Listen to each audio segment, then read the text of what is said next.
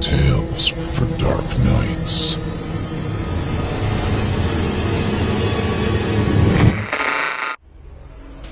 The following performance is a second-round entry in the 2016 Evil Idol competition, and you, the listener, get to help decide who wins. Like what you hear? Click the thumbs up. Don't care for it? Click the thumbs down. Good luck to all of our contestants.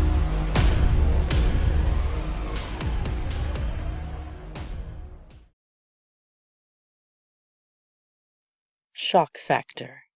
Written by Ozkosar. Performed by Bonny Hardgrove for Chilling Tales for Dark Nights and the Evil Idol competition. Creepypasta has never been a shock site. It says this in the rules. Under the frequently asked questions, word for word, submissions are supposed to be creepy stories to spread around the internet for a bit of an adrenaline rush on those late nights alone.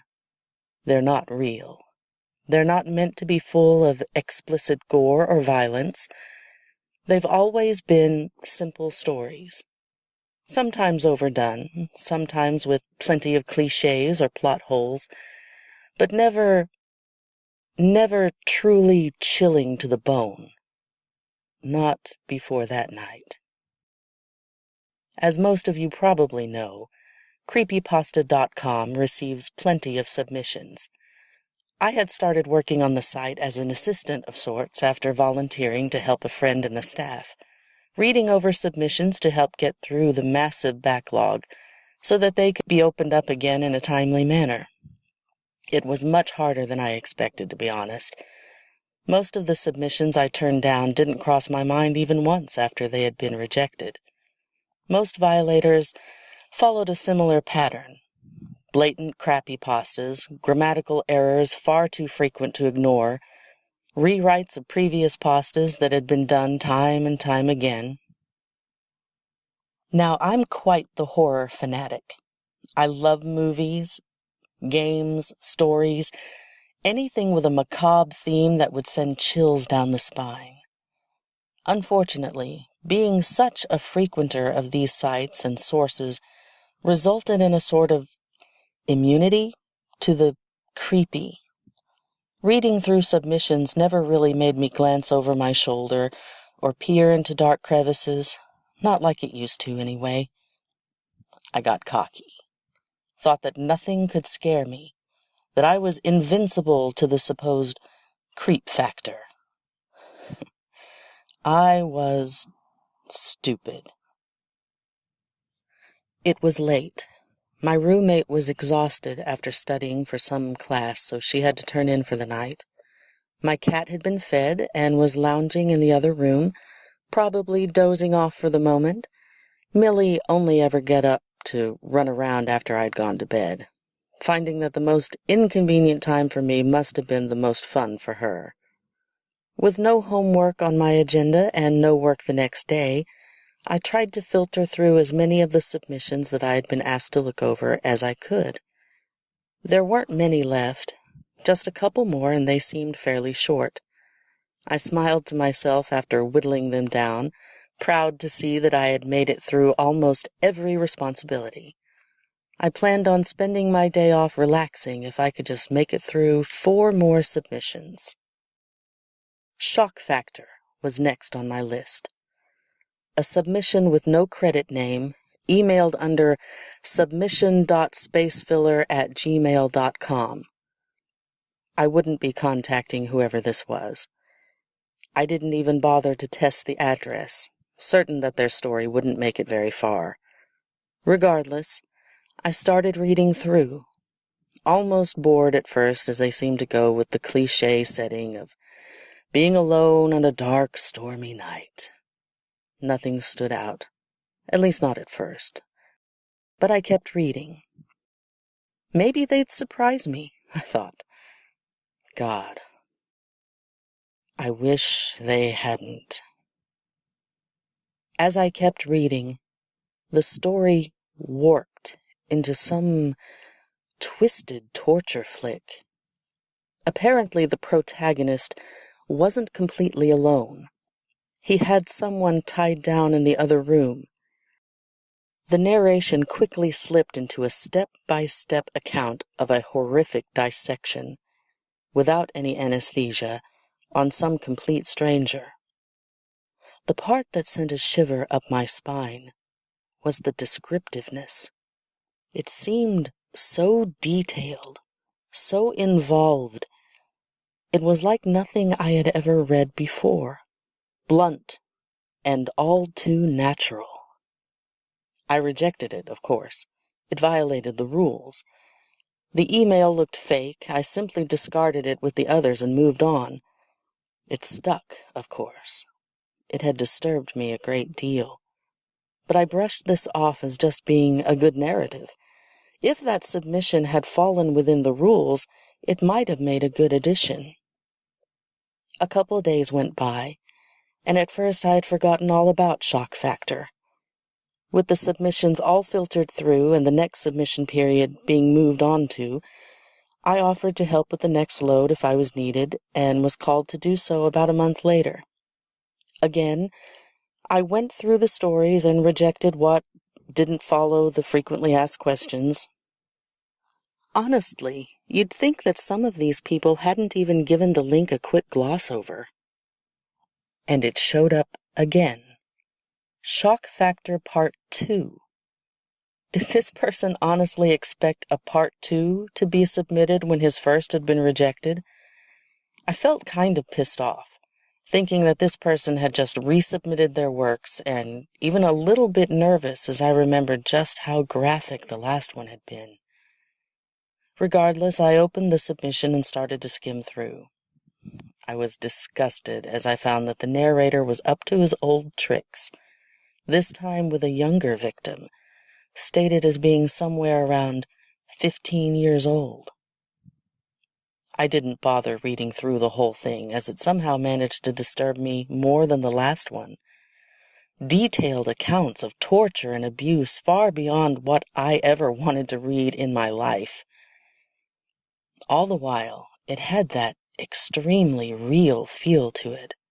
That tone that dragged me in and made me believe that this was some actual, legitimate account for a brief moment, rather than some sicko's idea of a joke.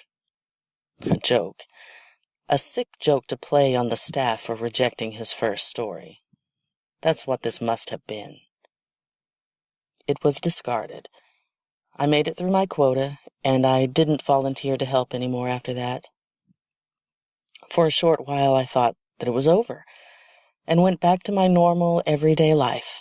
Classes, work, boyfriend, classes, work, boyfriend, classes.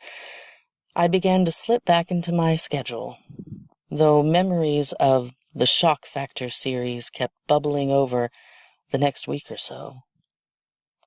I assured myself that it was over, until I received an email titled Shock Factor Part 3 to my personal address.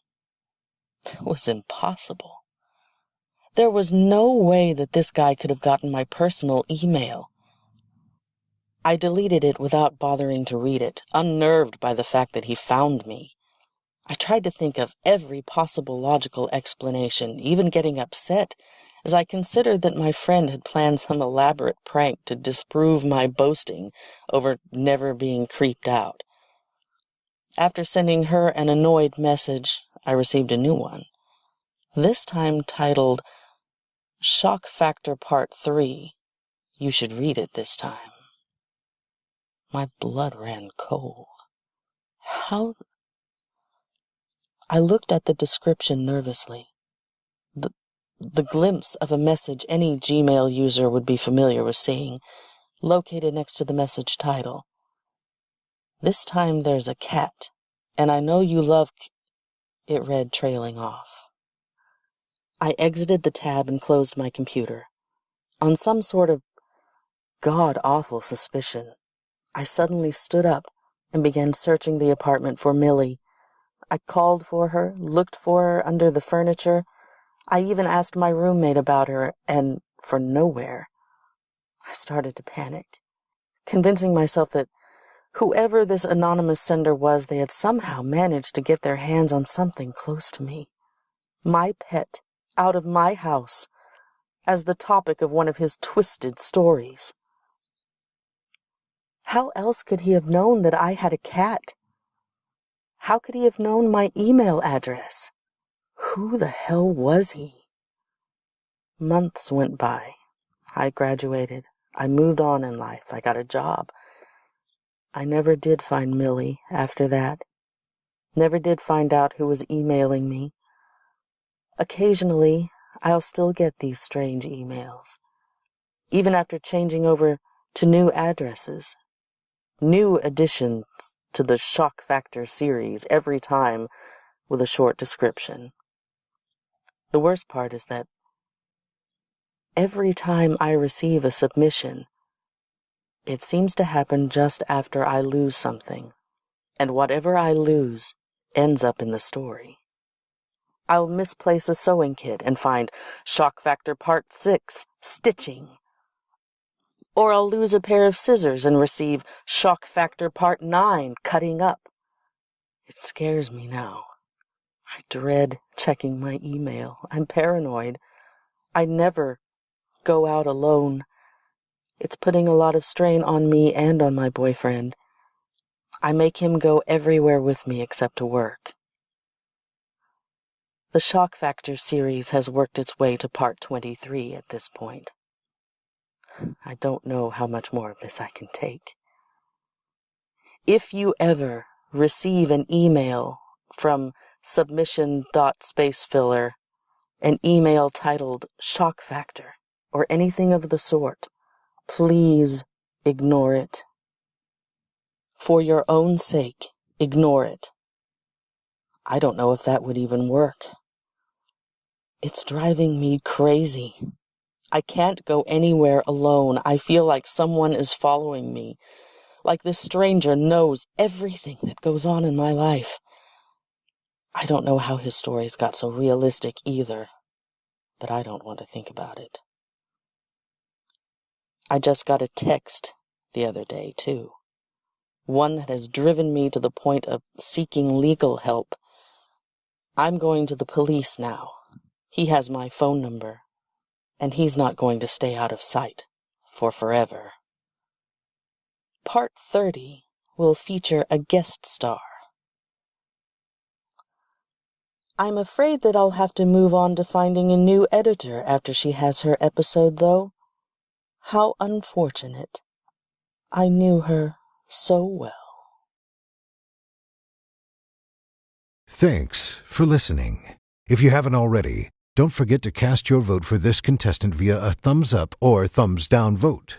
By doing so, you'll help us determine who will become the next permanent member of our voice acting team. At the close of voting on August 15th, based on your votes, the top 25 contestants will advance to the third round, which begins September 1st, based entirely on your votes. Thank you for voting and for helping to spread the word. You're listening to Chilling Tales for Dark Nights. I'm Steve Taylor, host of Chilling Tales, the podcast, encouraging you to turn off the lights and turn on the dark. Chilling Tales for Dark Nights.